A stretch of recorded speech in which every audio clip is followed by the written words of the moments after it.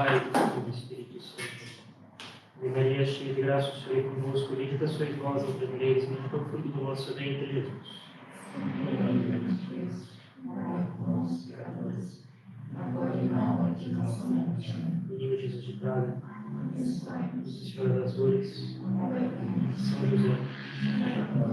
Ave Maria, cheia de graça, o Senhor é convosco, bendita sois vós entre as mulheres, bendito é o fruto do vosso ventre, Jesus. Santa Maria, Mãe de Deus, rogai por nós, pecadores, agora e na hora de nossa morte. São Francisco de Sales. Rogai por nós. Em nome do Pai, do Filho e do Espírito Santo. Amém.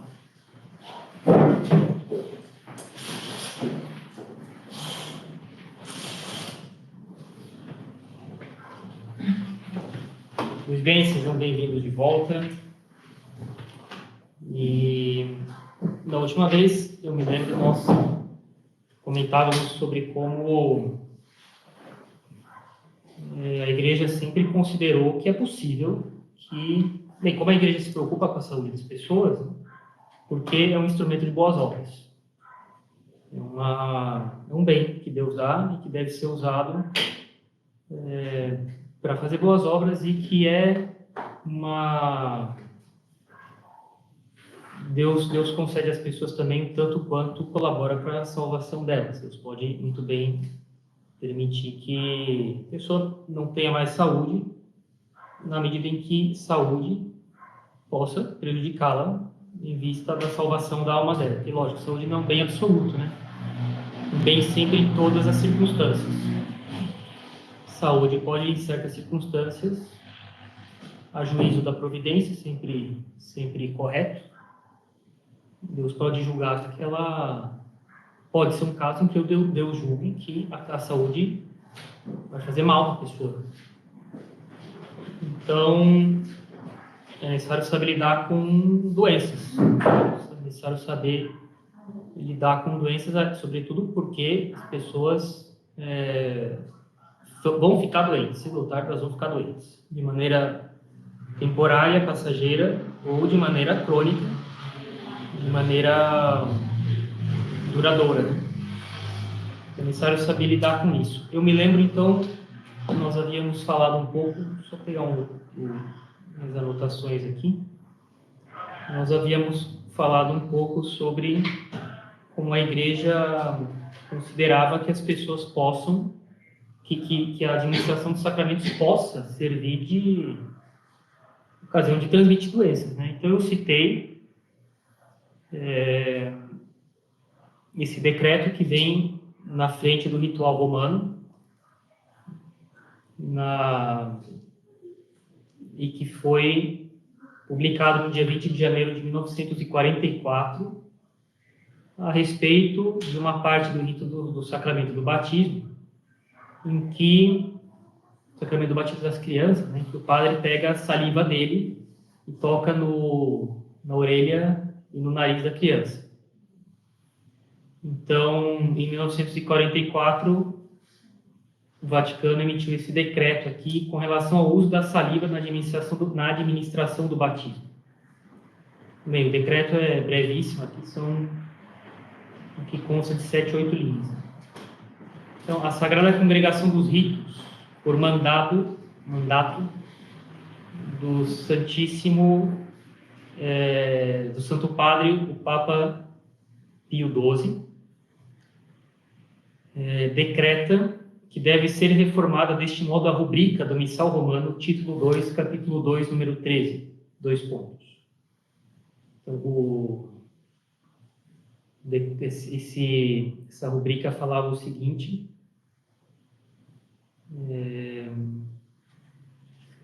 que em seguida o sacerdote com o dedo, né,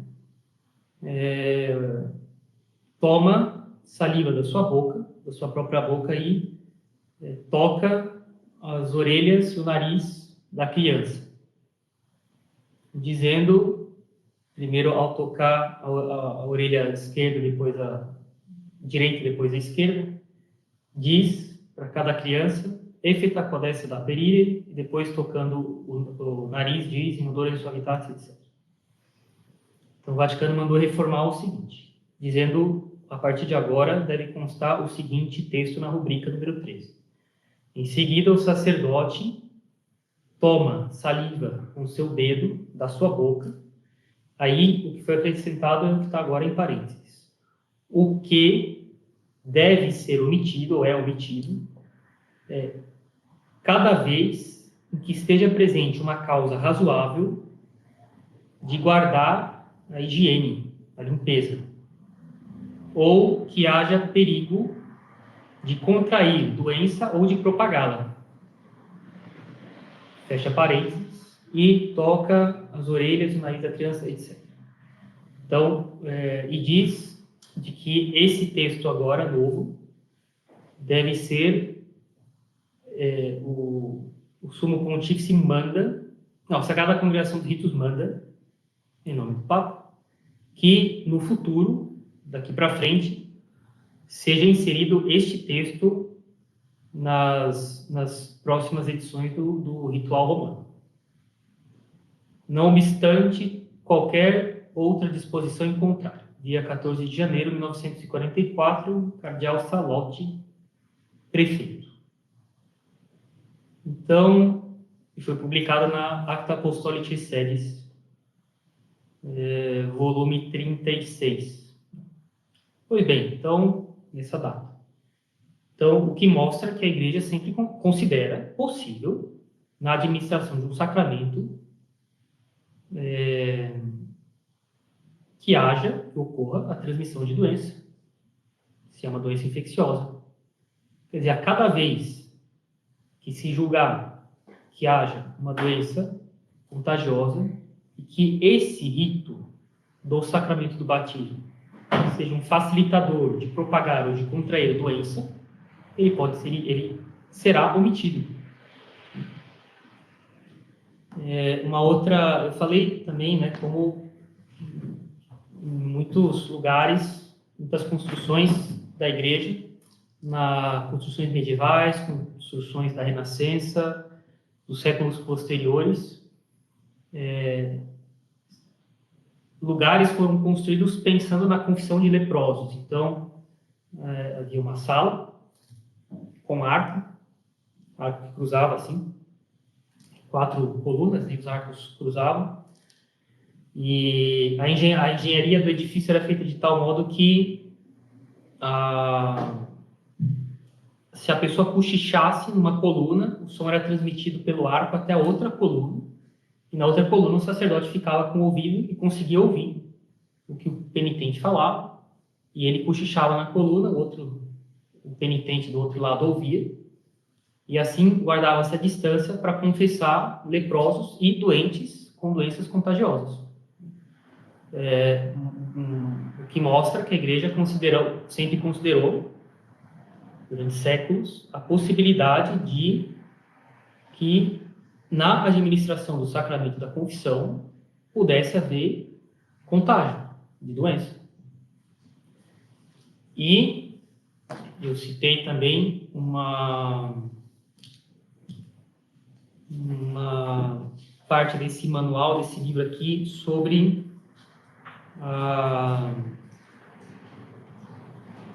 como deve ser administrado o sacramento da extrema-unção.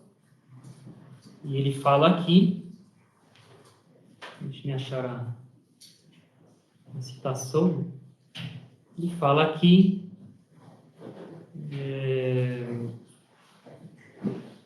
da possibilidade de que haja contaminação do óleo especificamente usado para o sacramento da extrema-unção. Deixa eu achar o texto aqui. Então, ele fala doenças contagiosas. Pode-se, então, usar um instrumento, uma espátula de madeira ou de metal, que você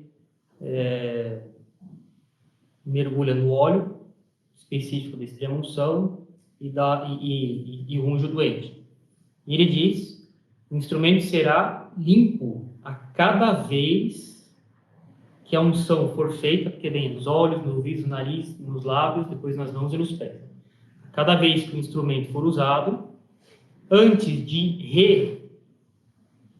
recolocá-lo no óleo, ele deve ser limpado, deve ser limpo. Você vai limpar ele para não contaminar o óleo com bactéria, com vírus, que seja. Então, um manual razoável, bem competente de administração dos sacramentos, como administrar batismo, confirmação, eucaristia e extrema-unção. Depois ele tem outro volume só sobre confissão. Mostrando que a teologia sempre admitiu a transmissão de doenças pela administração dos sacramentos. Bem, por que eu falo isso? Justamente porque nos últimos tempos ouvimos afirmações de que não é razoável supor que na administração da Eucaristia, por exemplo, houvesse transmissão de doenças. É possível, sim. É possível.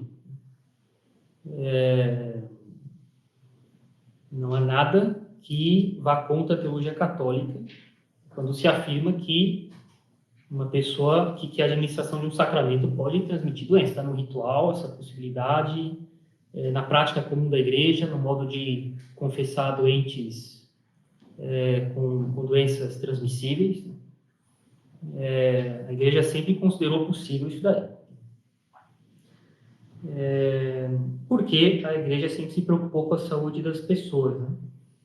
Até me lembrei depois, né, que nós começamos a primeira conferência dessa série que nós fazemos agora, né, sobre como devemos lidar com doença e tudo, começou no dia 11 de fevereiro. Foi festa de Nossa Senhora de Lourdes, né, uma aparição marcada pelo cuidado com a saúde das pessoas. A igreja sempre considerou a saúde das pessoas como uma coisa que deve ser cuidada. Deus sempre se preocupou com a saúde das pessoas, Nossa Senhora, porque é um meio de fazer o bem. Como a gente falou, não adianta, uma citação da Sagrada Escritura, né, de que serve ter dinheiro e uma série de bens se não se tem saúde para poder fazer o bem com essas coisas. E hoje eu gostaria de não me demorar muito, assim, mas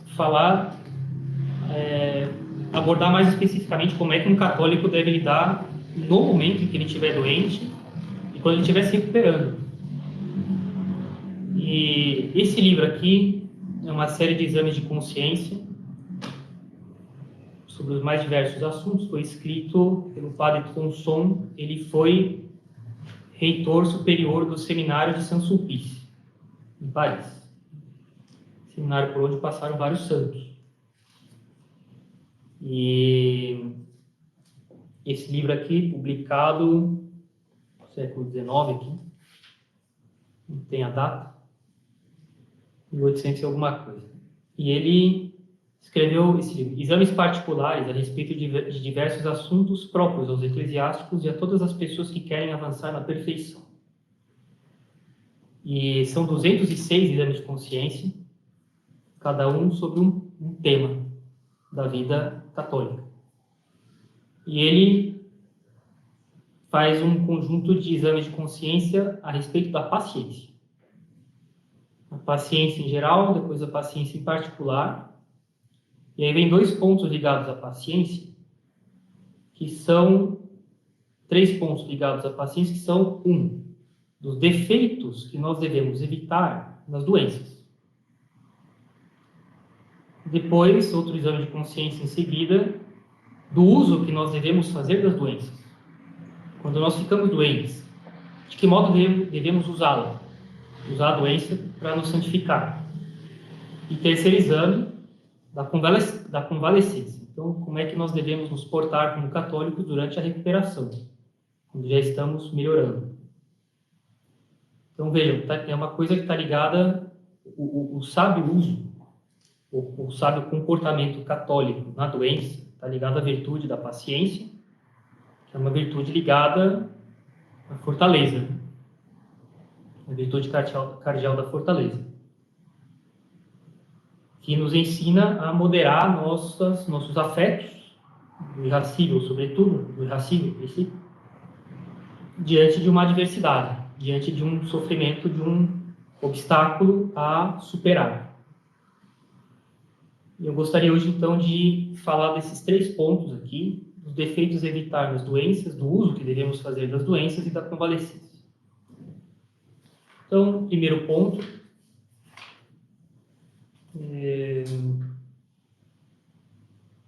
dos defeitos que devemos evitar quando estamos doentes. E ele faz esses exames de consciência sempre divididos em 3 pontos, como meditações.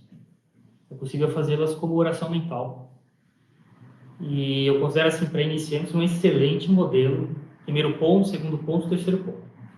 Então, no primeiro ponto, adoremos nosso Senhor, se abandonando à vontade daqueles que o pregam na cruz. Ele estende seus braços, dá suas mãos, alonga seus pés e é colocado na cruz conforme a vontade dos seus algozes. E durante essa cruel execução, ele não dá testemunho da menor impaciência, não se permitindo nenhuma só palavra de queixa.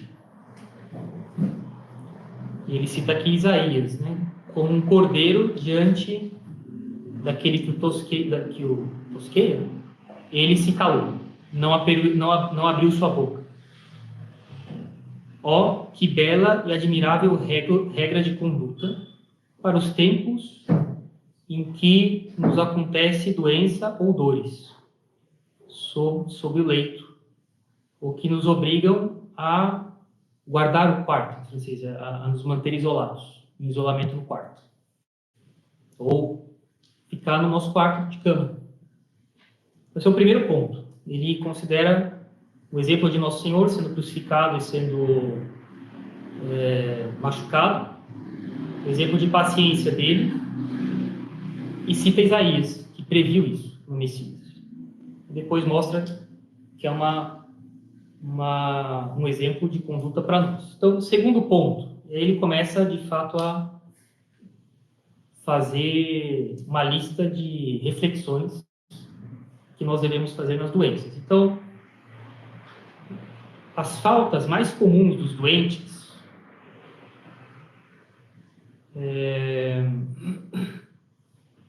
que não se vigiam sobre si mesmos como deveriam fazer nas horas de doença são 2 pontos. Então, os defeitos próprios. Né? A pensar só no mal que sofre. De falar nisso sem cessar. De sofrer com peso.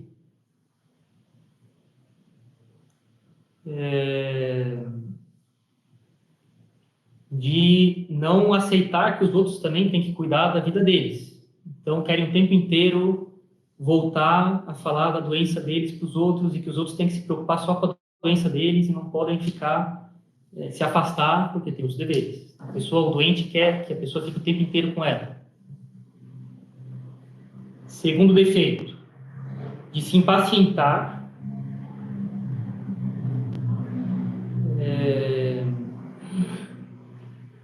quando não se sabe imediatamente tudo que o doente quer. Então, o doente fica inquieto porque os outros não adivinham o que eles querem. De se inquietar por qualquer pouco tempo que os outros façam eles esperar. De se agitar, de se atormentar, de não repousar, não dar para si mesmo nenhum repouso, o tempo inteiro inquietos, porque querem que os outros o atendam, tem que me atender rápido, não pode me deixar esperando, eu estou doente, você não percebeu que eu tenho tal desejo, que eu quero que façam isso comigo. De estarem aborrecidos e com mau humor. De nunca estarem contentes com o que façam com eles, as ajudas que dão. E de se fazer quase sempre como uma pessoa coitada, a respeito da qual os outros deveriam estar o tempo inteiro atendendo e satisfazendo seus desejos. Quarto defeito, de serem extremamente delicados, caprichosos, sensíveis a respeito do que eles querem, de estarem de tal modo apegados a isso, que a respeito da menor dificuldade que eles tenham, a raiva lhes sobe a cabeça, eles se perturbam, se esquentam de raiva e ficam em cólera. Isso aqui é o tormento das enfermeiras e dos cuidadores, tá? São defeitos dos doentes. E são modos não católicos, ou também uma questão de bom senso, né? De passar por uma doença. Quinto defeito, de nunca falar nada. Amar estar sempre numa sombria e negra melancolia. A pessoa fica lá doente, emburrada, sofrendo dentro dela, os outros perguntam o que tem, a pessoa fica lá quieta, não fala nada. Também é um defeito. Sexto, de se queixar sem cessar.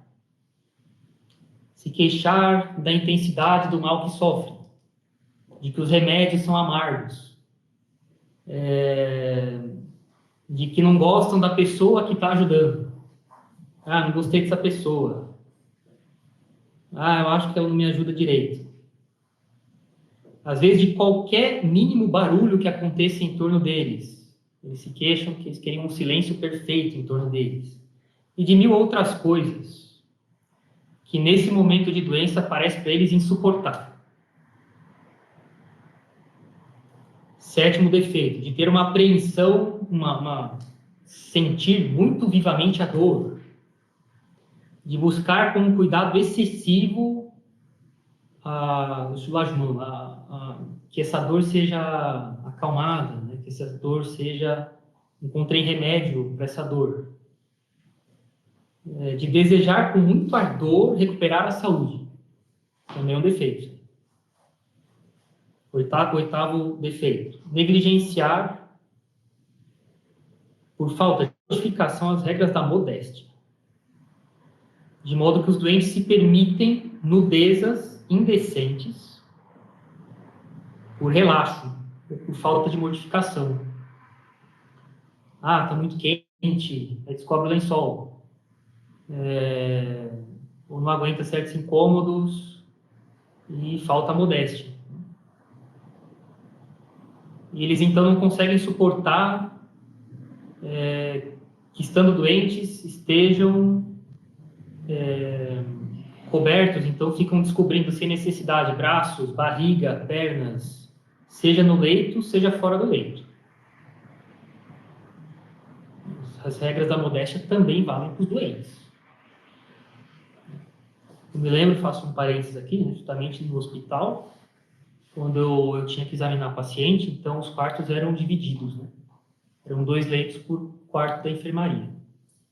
Você vai examinar o seu paciente, se o paciente está no leito mais afastado da porta, você coloca um biombo. No hospital há vários biombos transportáveis, dobráveis assim. Você leva lá, você abre ele para separar o paciente seu do outro, ou daqueles que estão passando no corredor. Eles vão ter que examinar, vai ter que tirar a camisa, vai ter que desnudar o paciente vez ou outra. Ele tem direito, é uma questão de moral, né, que os outros não vejam, né? Que se preserve o pudor e o respeito, né?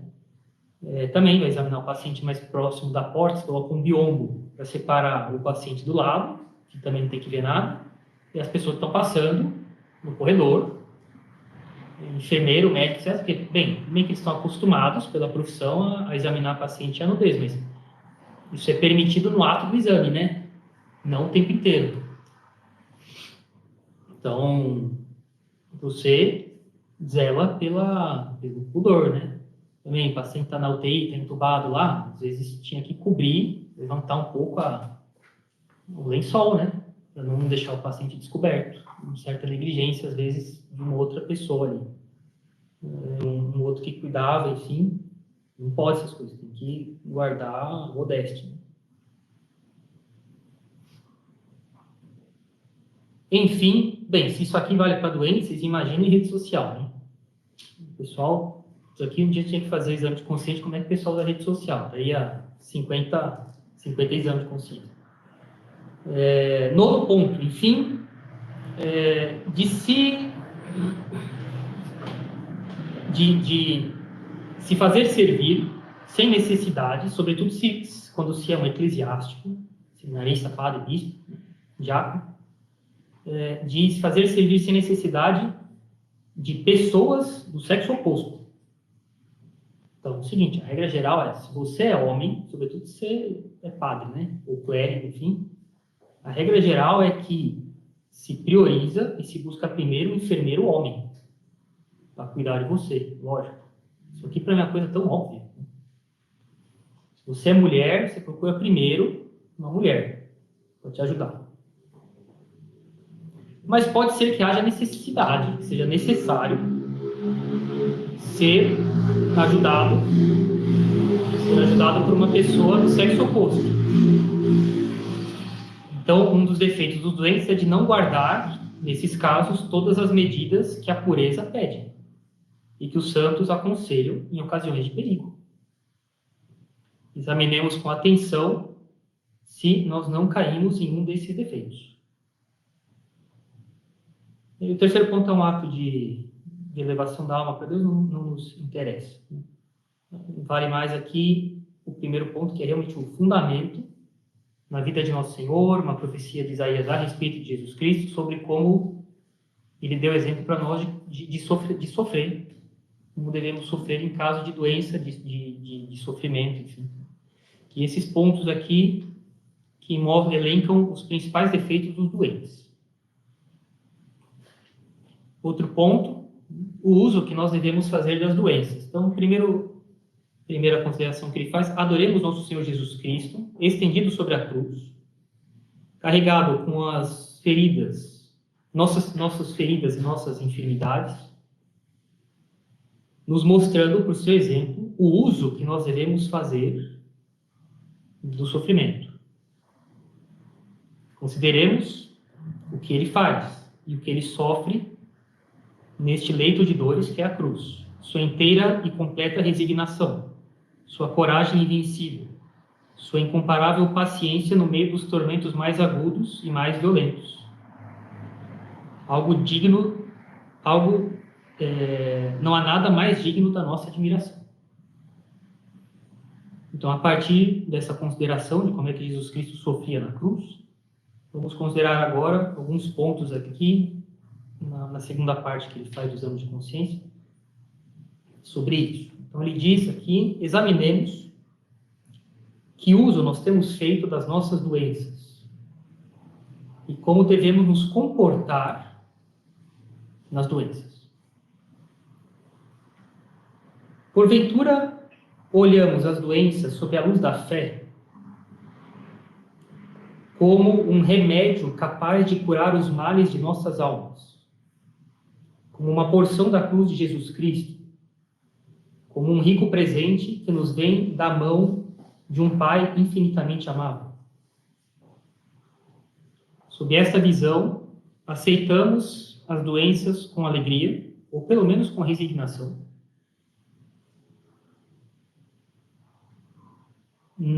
Outro ponto, outra questão, nossa dedicação grande demais aos remédios do corpo, de encontrar remédio de se curar.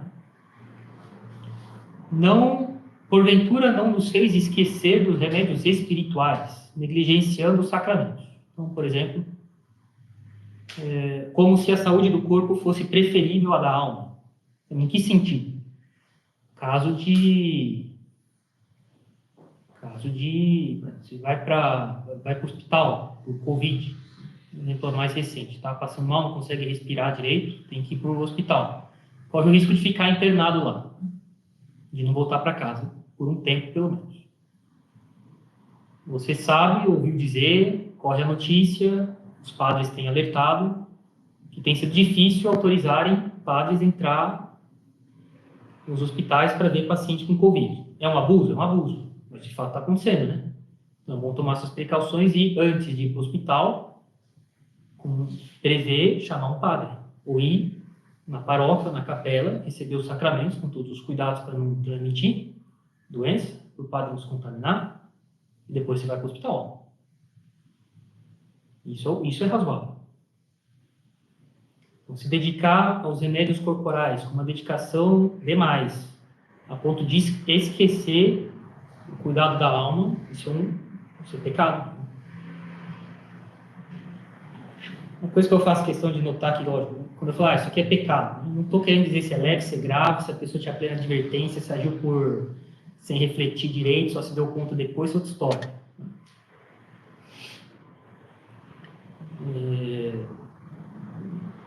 Não estamos aqui em aula de teologia moral, fazendo exame de consciência de coisas que podem ser pecados leves ou graves, depende da matéria, depende da advertência, depende do voluntário da pessoa, não. Mas que se opõe a um modo católico de passar pelas doenças. Outro ponto, suportamos nossas doenças com espírito de penitência, unindo nossas dores às de Jesus Cristo, oferecendo-as a Ele, em união com Ele, a Deus, em satisfação de nossos pecados. Durante este tempo de doença, porventura nos entregamos totalmente a Deus, permanecendo numa perfeita indiferença, um abandono à vontade de Deus, seja para a vida, seja para a morte, como é o exemplo de São Martinho, na vida dele, dizia: "Nec morit, nec vivere recusava". Então, que nem temia morrer e nem recusava viver, nem recusou viver. Na hora que ele estava morrendo, ele disse para Deus que, se fosse da vontade dele morrer, ele aceitava bem, mas se Deus quisesse que ele vivesse um pouco mais, com todos os afazeres que isso implicava depois, ele também estava disposto. Outra questão, tomamos de tomar o remédio. Tomamos com coragem todos os remédios que nos foram ordenados. Enfrentamos e passamos a repugnância que a amargura de um remédio podia nos dar. Lembrando que Jesus Cristo, foi dado a Jesus Cristo fel com vinagre na cruz. E com o desejo de, então, nos associar, nos unir a uma parte do cálice de Jesus Cristo na sua paixão. Lógico, nisso aqui vocês sejam compreensíveis com as crianças, né? Uma vez estava no pronto-socorro e aí a criança estava com febre e eu, na minha inexperiência, assim, fui dar de pirona para ela na aguinha no copinho, né? Copinho de café. A criança, de pirona é super amargo. A criança pôs na boca assim, não deu instante, ela cuspiu. A enfermeira me deu um sorriso e falou: "Doutor, tem que ser de pirona infantil". Nunca mais esqueci. Porque tem gostinho de morango, sei lá. Lógico, vocês vão compreender com as crianças. Não vai falar para a criança: "Não, você tem que tomar". Coitada da criança. Criança é criança, adulto é adulto, né? Outra, dá para exigir coisas diferentes conforme a idade, né? Esperamos em paz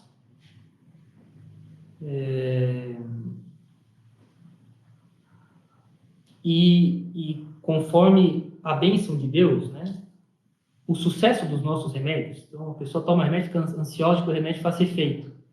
Aguarda um pouco, né? E por ter pressa demais para recuperar a saúde,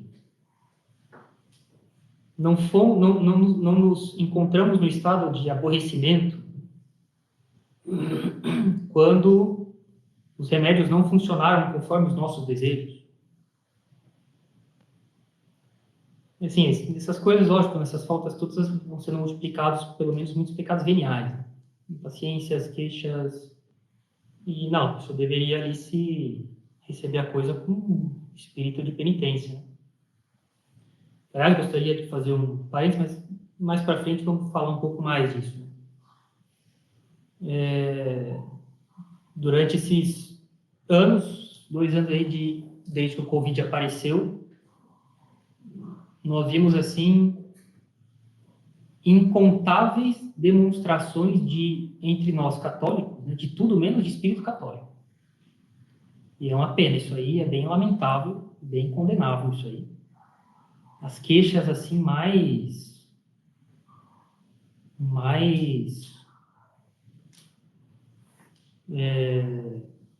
lamentáveis, enfim, diante de tudo que foi sendo, que essa doença implicava, né, para as pessoas. Queixas e queixas e queixas, assim, e olha, eu posso assegurar que isso aí, assim, em todas essas coisas, as pessoas iam bebendo o pecado venial, igual bebe água ao longo do dia inteiro. Ao invés de lidar com a coisa com o espírito católico, a pessoa era uma máquina de queixas, de revoltas, de indignação o tempo inteiro.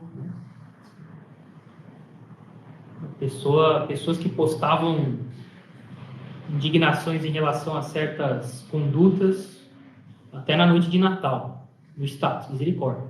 Falando sério. Na noite de Natal, dia de Natal, a pessoa ficava postando status, se queixando um monte de coisa a respeito de medidas sanitárias, não sei o quê. Poxa vida, é Natal, né? Nem isso para frear a pessoa. Quando a doença nos impedia de nos dedicarmos às nossas orações habituais, porventura isso foi suprido, foi completado, enfim, né, por frequentes aspirações e elevações do coração a Deus.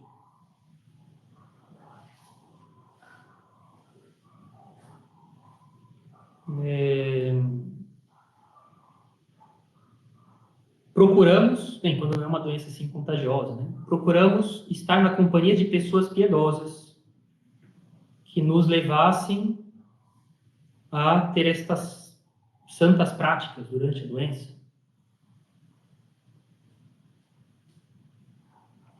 Enfim, nós nos comportamos durante as nossas doenças de um modo capaz de edificar todo mundo, por obediência aos nossos superiores, pela submissão aos médicos,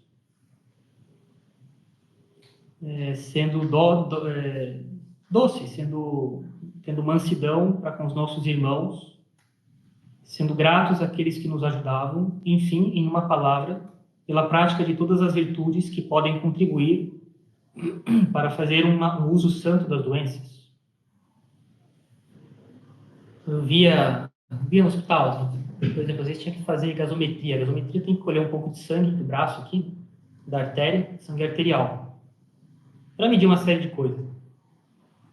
E dói, viu? Porque a artéria tem nervos, tem músculo com inervação, e dói. Você entra com a agulha bem 90 graus, assim. E dói bem. E eu via pude ver dois exemplos de pessoas que se submetiam com bastante docilidade ao que o médico fazia e aguentavam bem a dor, alguns instantes, né? Mas depende da mão do médico também. Se ele sabe acertar bem no alvo, senão demora, não acerta e vai doendo, né? Vai doendo. E gente assim que não quero fazer esse exame, já fiz uma vez, doía demais, eu preciso dos dados, né, desse exame para poder ter que conduta, eu vou saber o que você está tendo e saber que conduta tomar, né? Não vou fazer. Não era o fim do mundo também, né? Mas falta dessas virtudes aqui. E último exame de consciência aqui, da convalescência. Então, adoremos nosso Senhor, que é nossa fortaleza e nosso sustento e nossa santidade nas recuperações das doenças. Durante o repouso da convalescência, nós fortificamos nosso corpo, Só que é raro que isso seja feito sem que, ao mesmo tempo, o espírito seja enfraquecido. A pessoa acaba, no período em que ela está se recuperando, ela já está curada, mas tem que se recuperar. Né? O pior já passou, mas ela se preocupa demais em recuperar o físico dela e esquece os deveres da alma. Né? Só uma grande fidelidade à graça pode evitar essa infelicidade. Jesus Cristo sempre dá essa graça àqueles que a pedem com confiança. Pedi e vos será dado. Então, ele faz aqui um exame de consciência com tal modo como nós nos comportamos nas nossas recuperações, depois da doença. Então, ele se pergunta aqui, quando nós estávamos convalescentes, vimos este tempo como um dos mais perigosos da vida. Porque, como estamos obrigados a nos dedicar bastante para recuperar a saúde,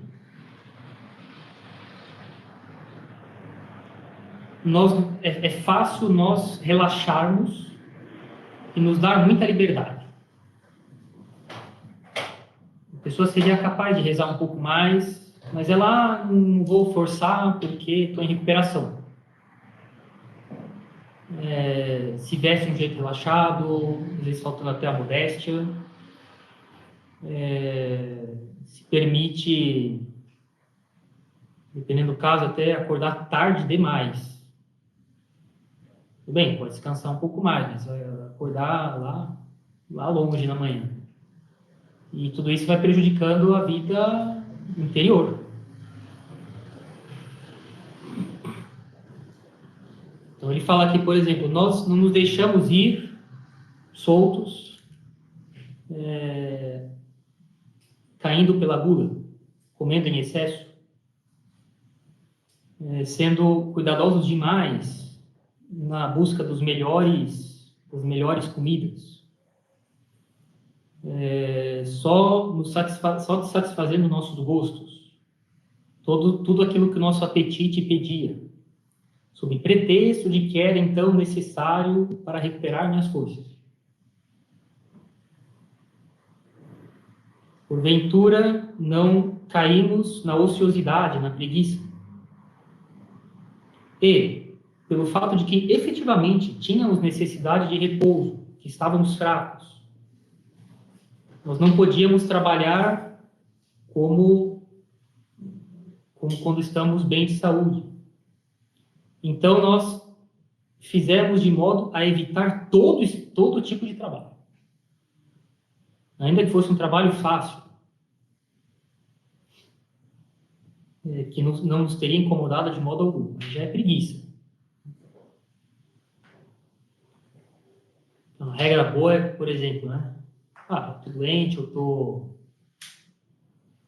De repente, pode acontecer assim, gravidez, né? Ou então...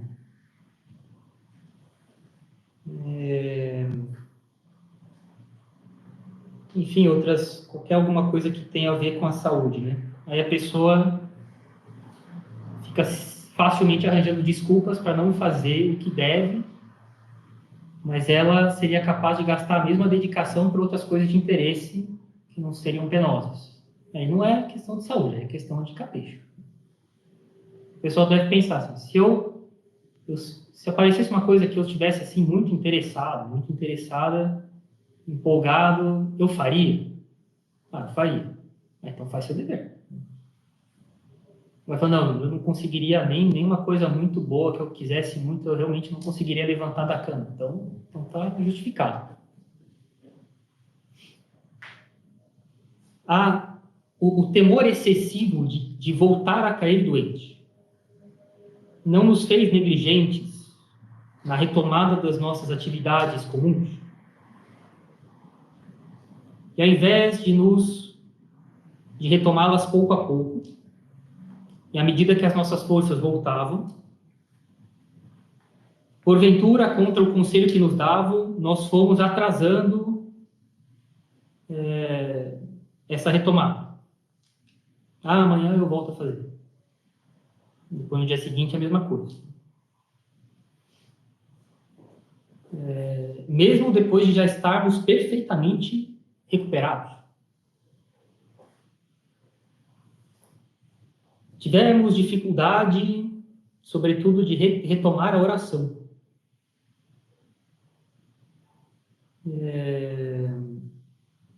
Imbuídos dessa falsa ideia de que a oração exige uma dedicação forte demais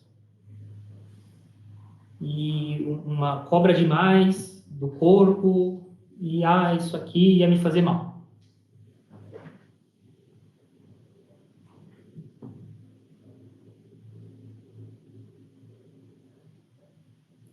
Quando nos aconselharam de tomar ar fresco, fazer algum exercício, não usamos, porventura, dessas ocasiões para, no tempo de recuperação, fazer coisas que nós não ousaríamos fazer em tempo de saúde perfeita.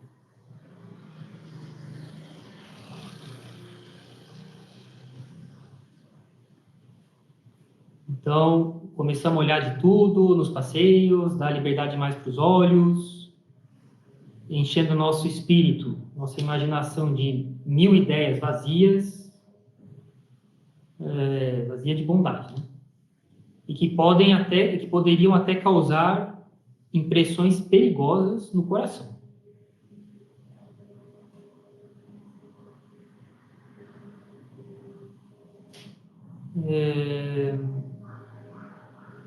Sabe que, análogo a isso, né? A igreja sempre ele fala isso aqui no manual dele sobre confissão, né? A igreja sempre falou, se o padre vai atender mulher doente no quarto, no hospital, na casa, a porta fica aberta. Nada do padre fechar a porta do quarto. Mas as pessoas vão ouvir confissão, manda a pessoa embora. Dá uma afastada aí, mas que a porta fique aberta, que a pessoa esteja ao alcance da visão, mas a distância que não ouve. Por quê? Porque para não acontecer nada. Então, padre, minha pessoa está doente, né? Onde imaginar que poderia acontecer agora pode acontecer. Se a igreja manda fazer essas coisas, porque já aconteceu, né? Ser humano é ser humano. Agora, vez ou outra não aparece notícia aí de cuidador, enfermeiro, médico que abusou de paciente. Então, pode acontecer também, né? Então, nada de ficar assim, porque está doente, achando desculpa para fazer o que não faria quando tivesse sadio. Em questões de moral, que devem ser mantidas sempre.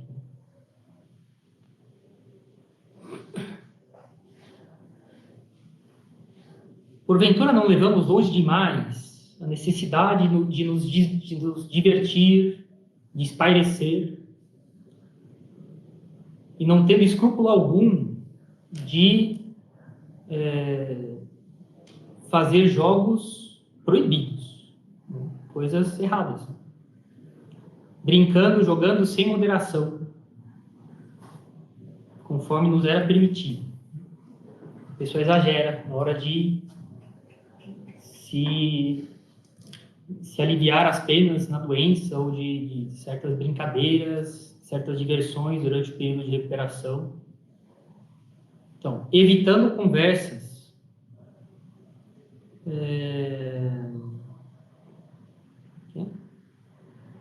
de pessoas piedosas. A pessoa é séria demais. Estou fraco demais para ouvir conversas piedosas.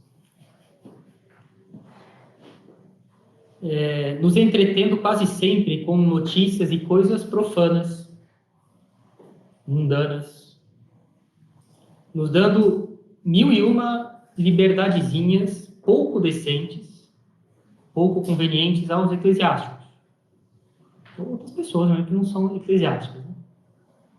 A pessoa começa a se dar liberdade demais, porque eu estou doente. Enfim,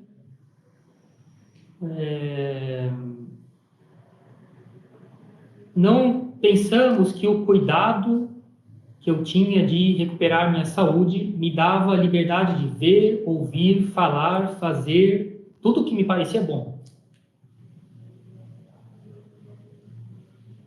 E assim, a partir daí, não ficamos estendendo demais o período de recuperação, querendo ficar mais tempo do que devia.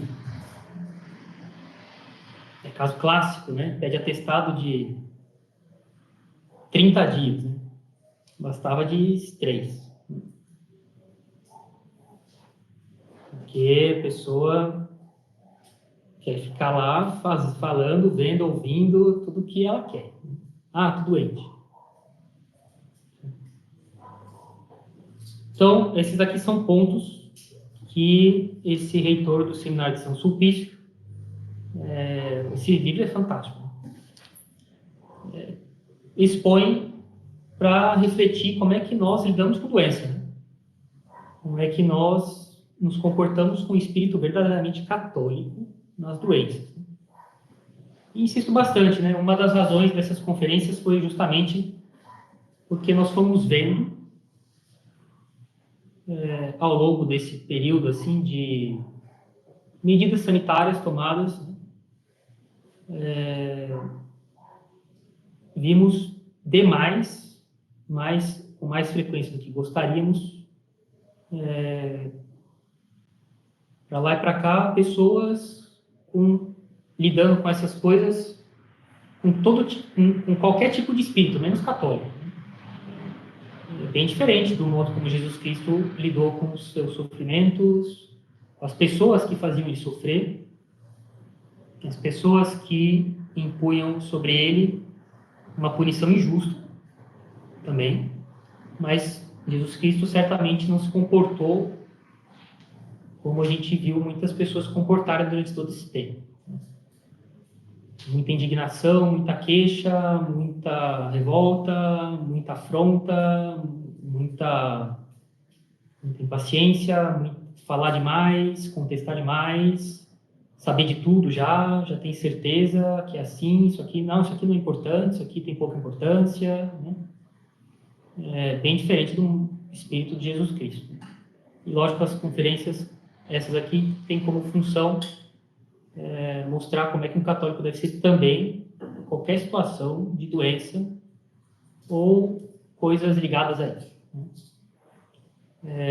Por hoje está bom.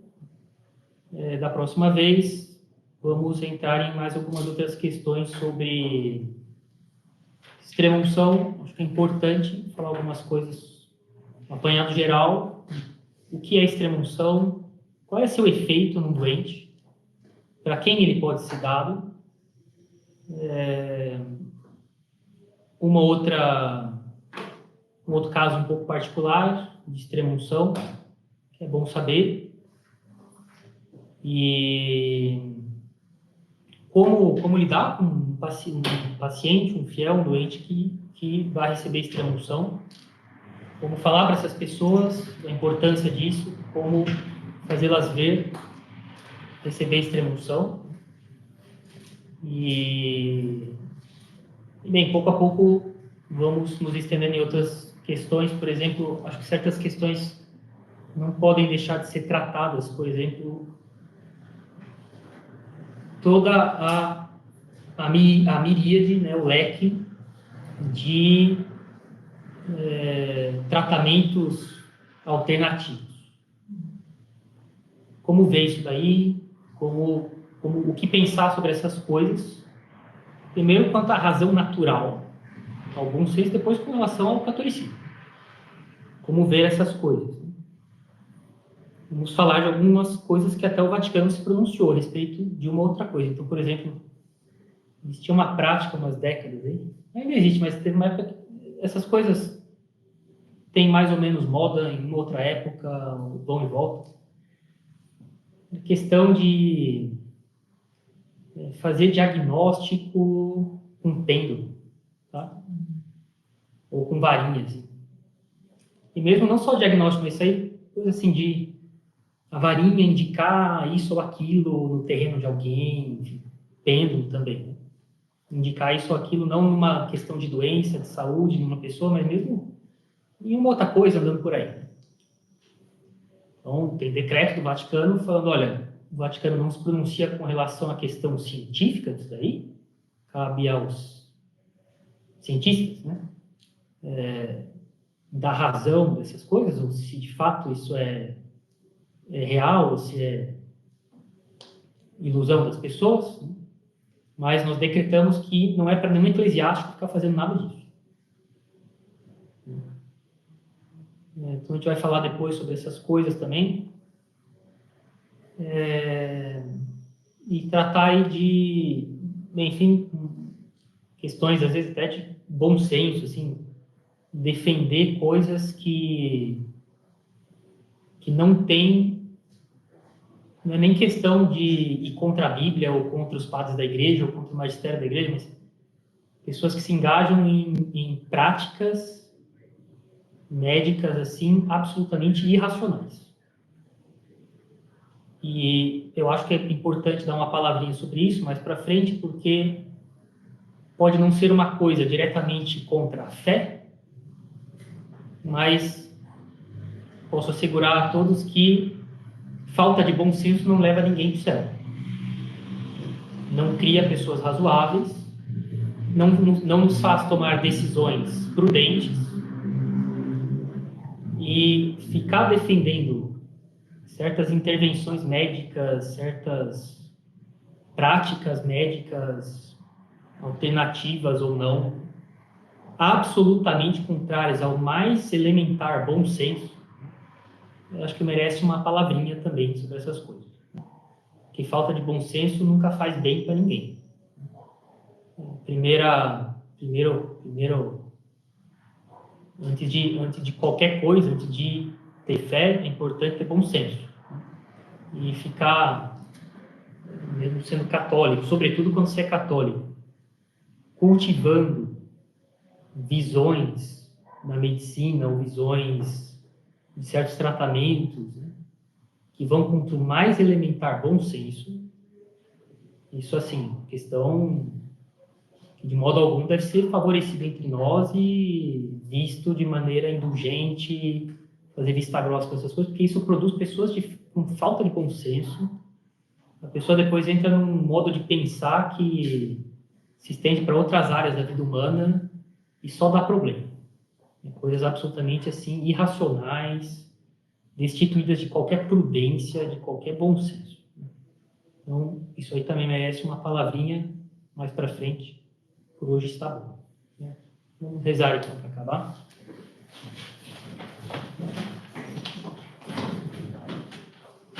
Pai, do Filho e do Espírito Santo. Maria, cheia de graça, o Senhor é convosco. Bendita sois vós entre as mulheres, e bendito é o fruto do vosso ventre, Jesus. Santa Maria, Mãe de Deus, rogai por nós, pecadores, agora e na hora de nossa morte. Amém. Menino Jesus de Praga, Abençoe-nos, Senhora das Dores, rogai por nós, São José. rogai por nós. Ave Maria, cheia de graça, o Senhor é convosco. Bendita sois vós entre as mulheres, e bendito é o fruto do vosso ventre, Jesus. Santa Maria, Mãe de Deus, rogai por nós, pecadores, agora e na hora de nossa morte. Amém. São Francisco de Sales. Rogai por nós. Em nome do Pai, do Filho e do Espírito Santo. Amém.